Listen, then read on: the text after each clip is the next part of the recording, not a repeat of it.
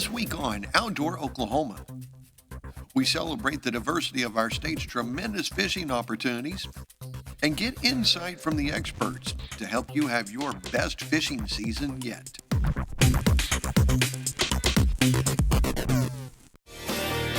From the Oklahoma Department of Wildlife Conservation, Outdoor Oklahoma.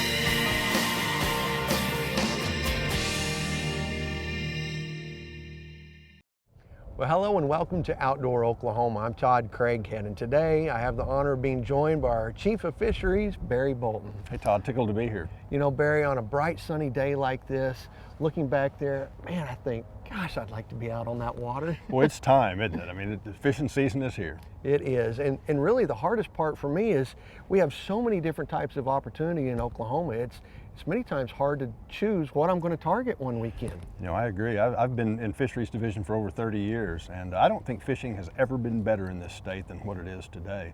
I could point to several things. I mean, the paddlefish fishery is known nationwide. We have blue cats in Texoma that they rival anywhere else in the nation. And we keep setting records every year, so get out there and do it. That's right. You know, we have, like I said, so many different opportunities. Today's show is going to kind of focus on what our fisheries division is doing to enhance different types of opportunities around the state. And to do so, we're going to visit with many of our biologists.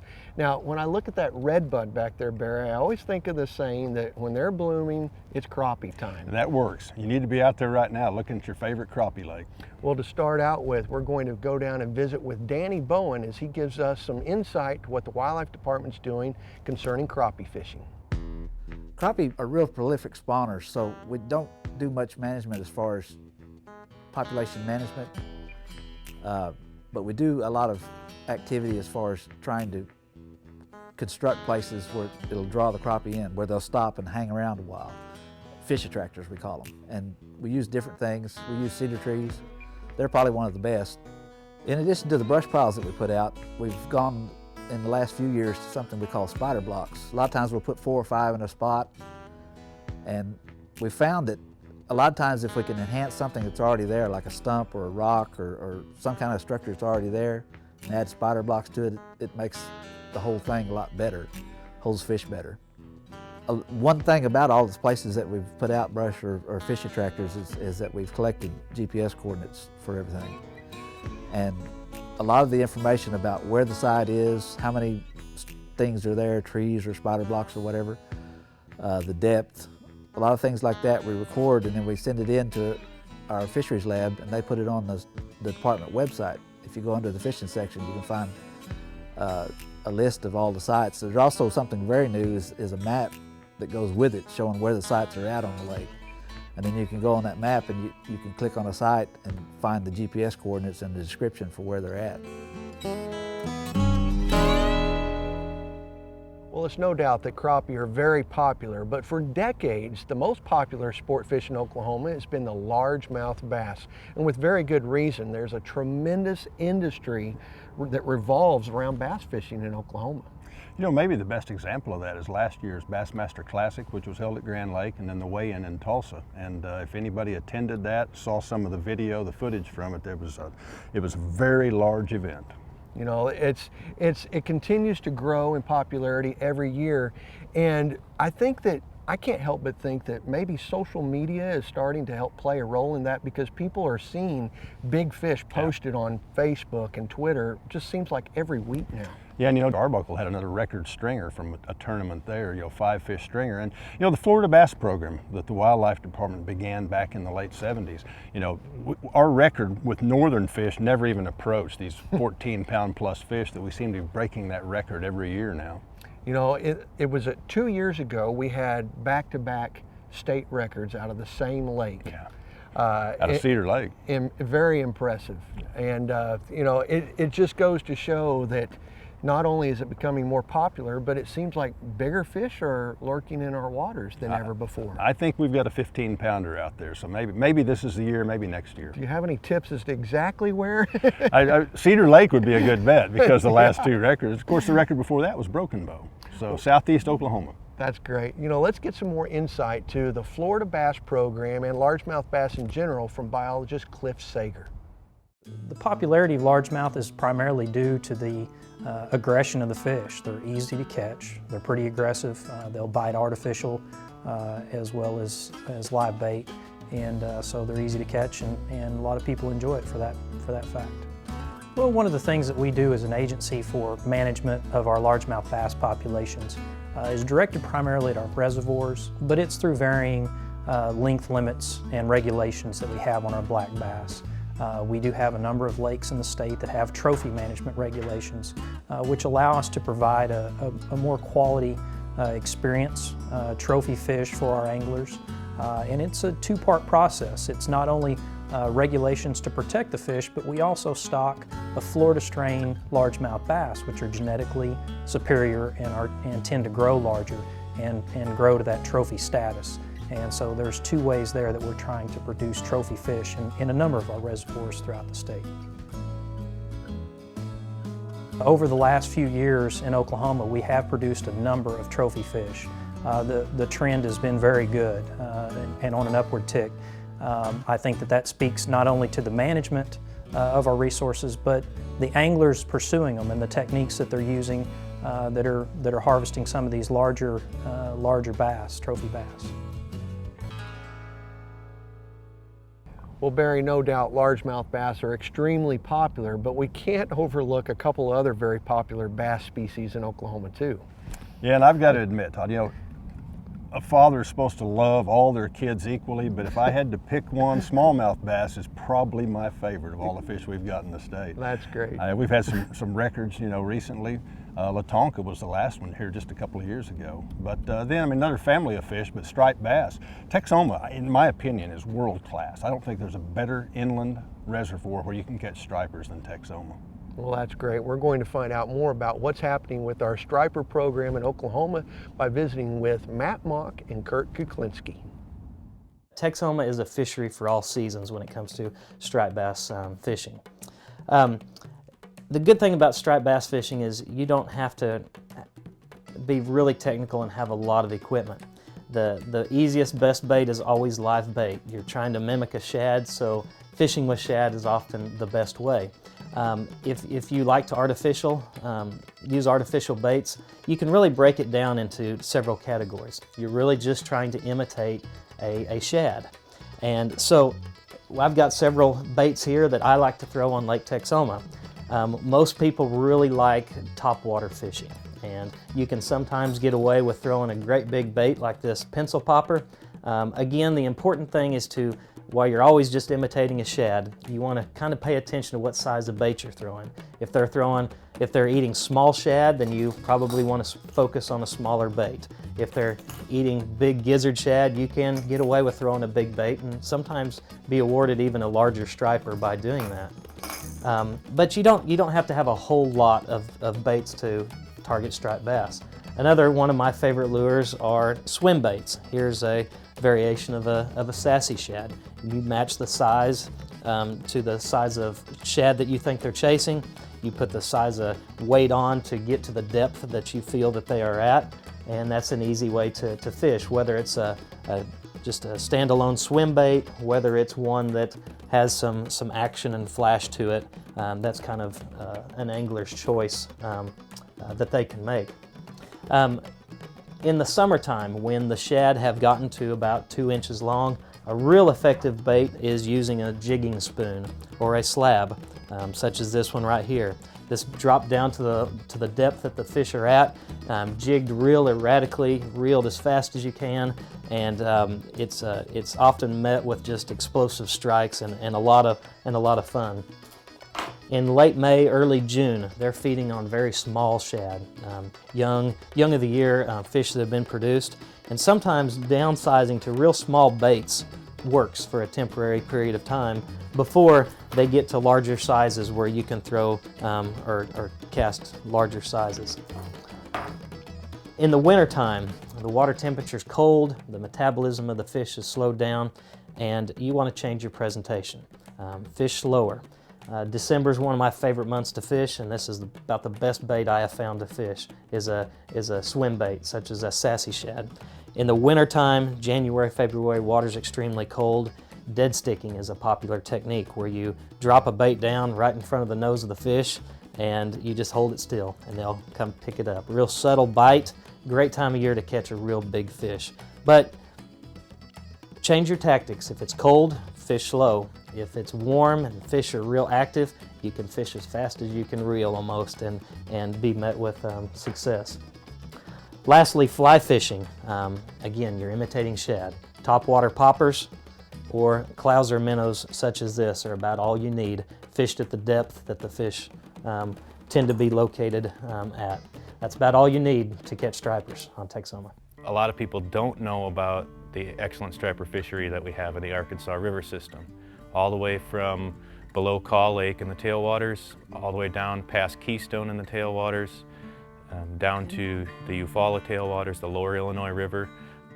The fish in the river generally get a lot bigger than they do in our impoundments. They get big and they get big fast. They're a healthy population. There's a lot of fish out there and there's a really good chance that you can catch fish up to and exceeding 20 or 25 pounds. We have tagged and had in our hands 4 state record fish over 50 pounds. A couple of those below Eufaula Lake and a couple of those have been from the lower Illinois River. So in addition to a quantity of fish, being able to go out and catch a lot of fish in the 10 to 20 pound range, there's also trophy potential in those rivers too. A lot of really big fish out there. Well, Barry, I think about all the years that I've fished in Oklahoma, and probably in my top 2 or 3 memories of the best day on the water has been targeting a big striper. I mean, there's nothing more fun than hooking on a big one. I agree. I think they're going to see some big ones on the show here. My biggest is about 20. I don't know, have you caught fish over 20? I'm pretty sure I've beat you. You're ahead. You know, the striper is a lot of fun, but I tell you, ounce for ounce, I think a hybrid striped bass even fights harder. I would agree with that. You know, the hybrids are produced in our hatcheries, and we take a white bass and a striped bass and the cross between those. I mean, one of the cool things about that is that we can manage a population a little bit more effectively because we can stock those fish. They don't reproduce naturally to speak of, and so we can manage the numbers of fish in any reservoir that way. Well, let's visit more about hybrid striped bass with our biologist, Larry Kofer. My favorite fishing technique is to fish with live shad. And half the fun of fishing for hybrids for me and the friends I go with is catching the shad, trying to find them as well. And especially if you got kids out with you, throwing that cast net and pulling up a net full of shad is a lot of fun. And then keeping your bait alive, especially when it gets warmer, that's the tough part. Keeping them in a round live well, keeping salt on them, that's important. And keeping those bait fresh on your hook is really important for catching hybrids. They're really tuned in to live bait more so than just a dead bait like you'd fish for blue cats with. We fish with a leader about 1.5 foot long behind about a 1/2 ounce sinker, egg sinker, and then a circle hook on the bottom of that with the shad on it hooked through the nose and just trailing behind that sinker and bouncing it along the bottom. And we find contours and drop-offs from 15 to 20 feet deep. That's where we find the hybrids a lot of times, especially around points and humps out in the lake that are unique, not just wide, bland, open features, but unique spots. And sometimes you'll have to fish in the space of a pickup truck to find them. They're that tight. But once you do find them, you can pick up several in the same spot a lot of times. And then if you're fishing artificial baits, just anything that resembles a shad, especially in that 2 to 3 inch range, is good. And this one will dive down to 10 or 15 feet and bounce along the bottom, and that's where those hybrids are. So you need something like that to get down to them. My friend Frankie likes to use a sassy shad or any kind of a plastic bait like this with a tail on it that'll wiggle through the water. 1/4 ounce jig head or so, toss it out there around this point or hump, and just let it bounce along the bottom, bounce until it gets, until it gets a fish and hooks up, and then the fight's on. You know, Todd, Western Oklahoma also has some of our best walleye and saugeye fishing. You know, let's visit more now with Larry and find out some tips on how to target big walleye and saugeye. Most of our walleye and our hybrid fisheries and saugeye fisheries, the good ones in the state, are in the western part of the state. They tend to, all 3 species tend to go downstream with flow, and since you have so much high flow in the eastern lakes, it's hard to sustain populations over there. Over here, we're lucky to get flow out of a lake a lot of years, so they stay in the lakes and we build up populations that way. I get teased a lot because I fish with, 90% of the time fish with one bait, and that's it. It's like a 3-inch curly tail grub, and my favorite is this pearl color.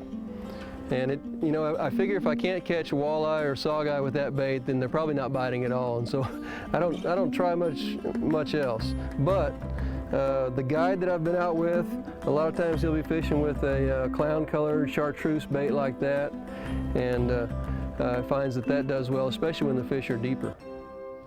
Barry, we've been talking a lot about reservoirs and lakes, but you can't overlook the great stream and river fishing in Oklahoma too. I mentioned earlier how much I enjoy catching smallmouth bass, and one of the premier destinations in Oklahoma, south central part of the state, is the Blue River. And it's not only a trout fishery in the wintertime, but it's also a great place to go catch all 3 species of bass. Well, that's great. We're now going to visit with Matt Gamble and find out how he targets fish in Oklahoma's streams and rivers. When I go stream fishing, I usually take 3 or 4 lures that are kind of my go-to lures that can catch a variety of species. Usually I always have a small inline spinner. Those are great for several different species of sunfish, for pretty much all the major species of bass, such as spotted bass, largemouth bass, smallmouth bass. Occasionally you can catch catfish on them. And then another lure that I really like to take are these small grubs. These grubs are great for bass. You could catch channel catfish on them. You can even catch some larger species of sunfish. And the third lure that I usually always have when I go stream fishing are small crankbaits. Anything that imitates a crawfish or small minnows is a great lure to have. And I'll also take at least 1 or 2 topwater lures, whether they're a small buzzbait or just a small popper chug bug. Those are the 4 go-to stream lures that I fish. And usually I fish these lures just like you would in a pond. You're looking for structures such as down trees, rocks, waterfalls can be structure in the current, different eddies, and the seams between slack water and current can hold pockets of fish. So it's pretty much just like reservoir fishing. It's just on a different scale.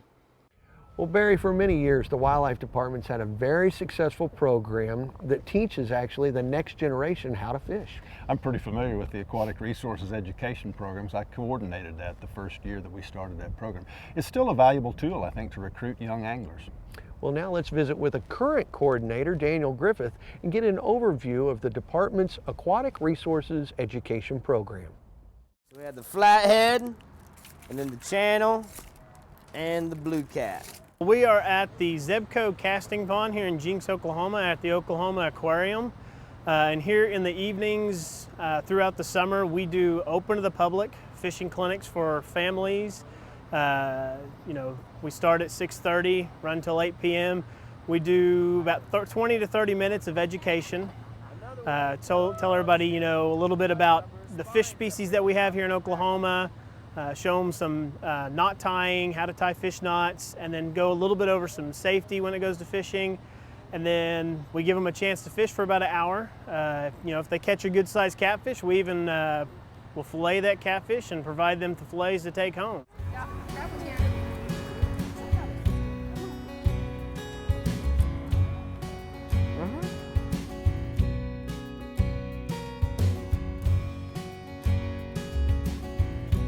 The Zebco casting pond has channel catfish, bluegill sunfish in it, and we stock it throughout the year. We don't stock the bluegill sunfish anymore. They kind of reproduce and take care of themselves. With the channel catfish, about every month or so, we'll put in some more in here because we do allow people to keep them. So we want to keep it well stocked so when people come, they're actually catching fish. And we've got rods and reels. We provide all the equipment for everybody. We've got bait. Pretty much you just show up, bring yourself, and that's it. You don't have to bring anything. And if you don't want to touch the fish even, we'll touch the fish and take it off for you. We hope that people want to, because we want them to experience it.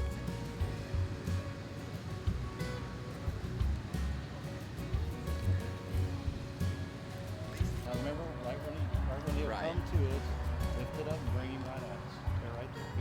Oh wow. He is keeper size for. Yeah. Gonna let him go? You can kiss him. No, why don't you grab him? Thousands of kids come through this program. You know, adults come through this program, and you know, even if they're a new fisherman or an old fisherman, the reaction that you get from somebody the first time they catch a fish when they're here, you know, there's some type of an excitement in it. You know, a new fisherman's going to have a little bit more excitement than, you know, someone who's maybe been fishing before. But for the kids, that excitement that they have right when they catch that fish and realizing, wow, you know, I can do this. It's a positive experience for them that, you know, they can have for the rest of their lives. You know, it still impresses me when I think about just how many different types of opportunities we have. We're very fortunate here in Oklahoma. If you want to pull your boat to one of the major reservoirs, if you want to go fish in Grandpa's farm pond, or if you want to hop in one of our streams and wade and catch smallmouth bass, it's all available. Well, we'd encourage you this year to wet a line, and while you're at it, take someone with you. For all of us at your wildlife department, we'll see you right here next time on Outdoor Oklahoma.